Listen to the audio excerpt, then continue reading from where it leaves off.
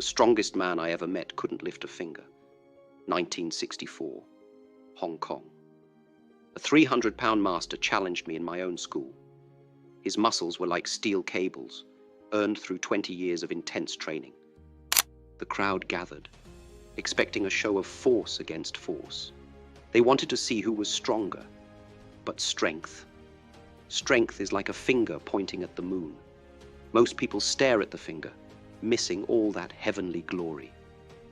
That day, this master threw his fastest punch, a punch that had broken through concrete. I didn't block it. I didn't counter it. I simply wasn't there. His power, all that magnificent strength, hit nothing but air. In that moment, he understood what I'm about to share with you. True power isn't in the ability to break things. It's in the ability to bend without breaking. 20 years of building strength, and he was defeated by its absence. This isn't philosophy. This is reality. My reality. Your reality. I spent years pursuing strength until I discovered something far more valuable. The ability to be like water. Water can flow, or it can crash. Be formless, shapeless, limitless. The moment you try to be strong, you've already lost. Let me show you exactly what I mean. What happened next in that school changed how I would approach martial arts and life forever. You've probably seen the footage, me standing just 1 inch away from a man, then sending him flying backwards with what appears to be just a tiny movement. The 1-inch punch. People called it superhuman strength. They were wrong. When I performed this demonstration at the Long Beach International Karate Championships, everyone wanted to know the secret. How could someone my size generate such explosive power? They thought I had discovered some hidden technique, some way to pack impossible strength into a single moment. But here's what they missed. The less strength I used, the more powerful the punch became. Think about that for a moment. Less strength, more power. It sounds impossible, doesn't it? But this is exactly where most martial artists, most people, fall into the trap. They try to muscle their way through life, forcing their will against the universe. They build walls of strength, only to be defeated by their own rigidity. Let me share something I've never told anyone about that demonstration. The first 100 times I practiced the 1-inch punch, I failed. Why? Because I was trying to be strong. I was doing what everyone does, tensing my muscles, trying to force power into that single inch of space. And it was useless. The breakthrough came when I stopped trying to be strong. Instead of tensing, I learned to relax completely. Instead of forcing power outward, I learned to let power flow through me. Like electricity through a wire, the less resistance, the more current flows. I discovered this truth again when a bodybuilder challenged me in my school. This man had biceps the size of my thighs. He grabbed my arm, thinking his strength would give him control. But the moment he squeezed, he had already lost. Why? Because he was trapped in the prison of his own strength. While he was busy being strong, I was busy being free. This is what I mean by intelligent strength. It's not about how much force you can generate. It's about how little force you need to use. The less effort, the faster and more powerful you will be. This isn't just a technique. It's a complete reversal of everything you've been taught about power. But here's the paradox that few are ready to face. To achieve this kind of power, you must first be willing to be completely powerless. You must empty your cup before it can be filled. And this brings me to the most important question. What are you holding on to that's holding you back? Do you know who my most difficult students were? Not the beginners. Not the ones who came to me with no experience. My most challenging students were the ones who arrived already strong, the champions, the experts, the masters of other styles. I remember one student in particular, a heavyweight boxing champion, muscles like iron, fists that could shatter bones. He came to me believing he needed to add more power to his arsenal. But his real problem? He was drowning in his own strength. During our first session, I asked him to push against my arm. He pushed with everything he had, veins bulging, face red with effort. Then I simply redirected his force, and he fell forward, nearly breaking his nose on the floor. Not because I was stronger, but because his own force betrayed him. This is what I call broken force, power that defeats itself. Let me tell you about my greatest defeat. Few know this story, but it shaped everything I understand about true strength. In my younger days in Hong Kong, I fought with a master who never seemed to move, yet I couldn't touch him. I attacked with all my speed, all my power, all my skill, and I was completely defeated.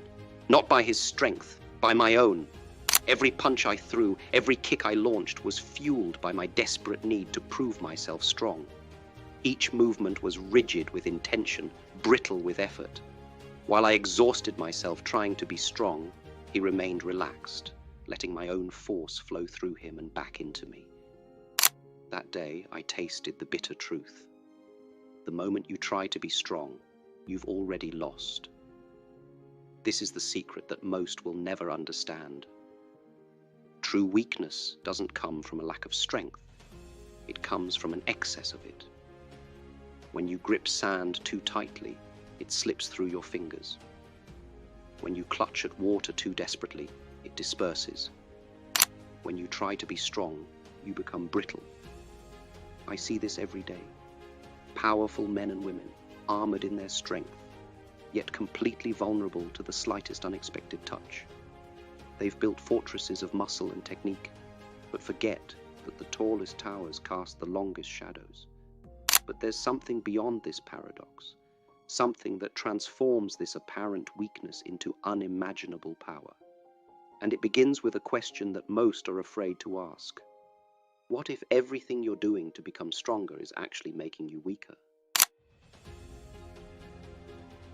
What you call strength is often nothing but fear wearing armor.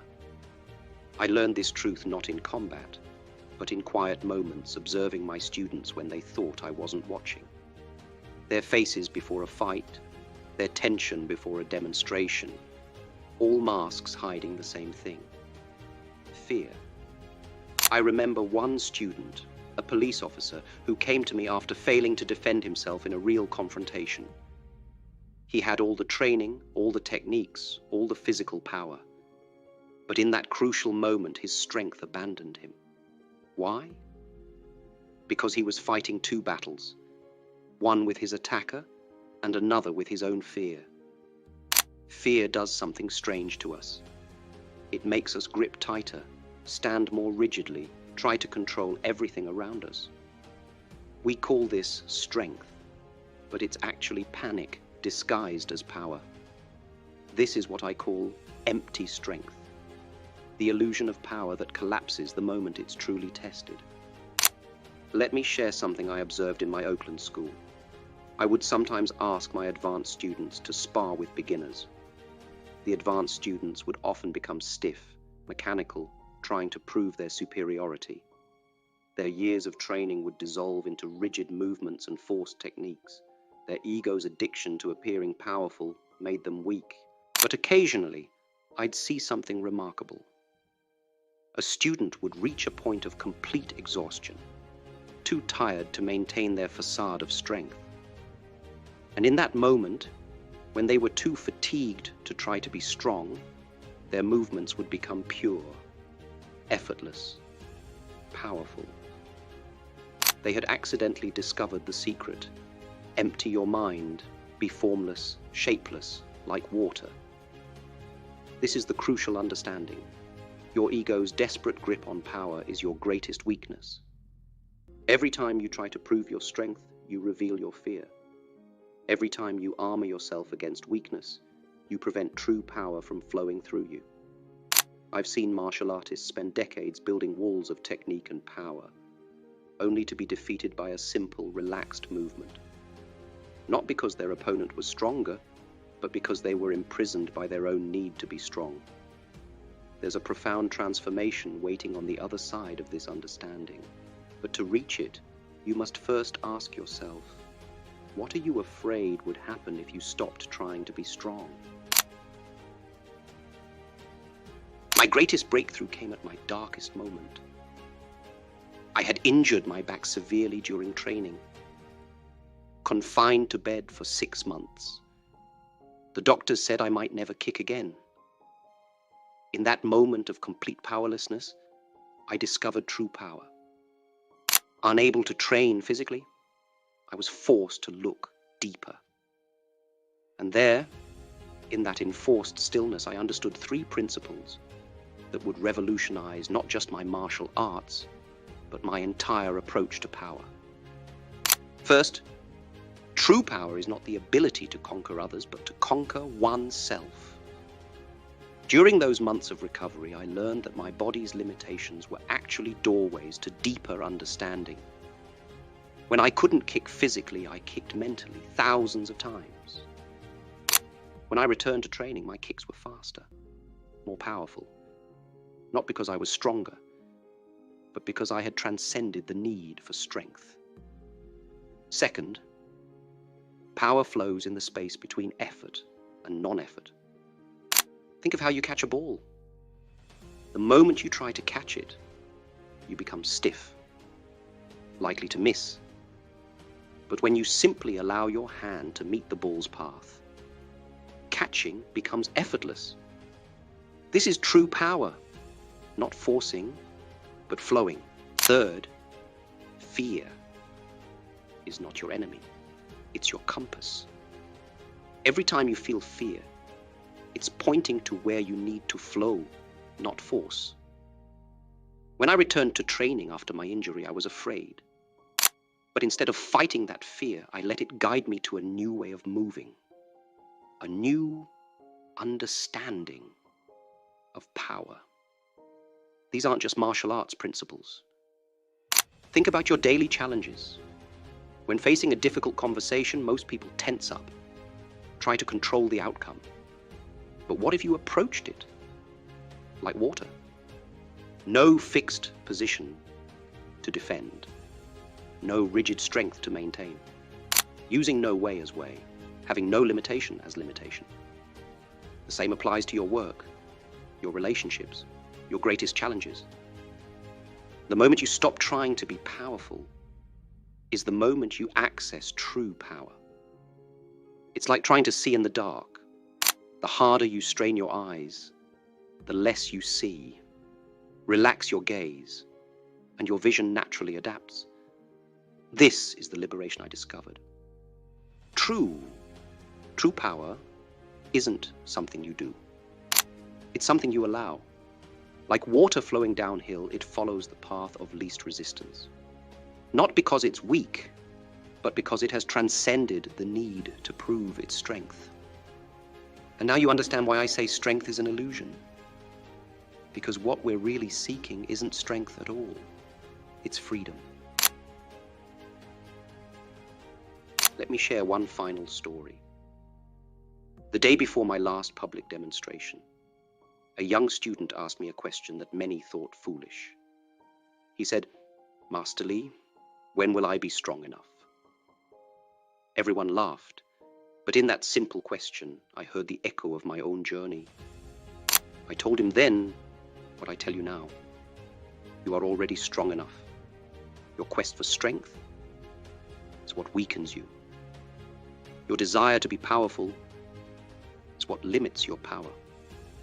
Your fear of weakness is what blocks your true potential. Think back to everything we've explored. The trap of physical strength that imprisons us.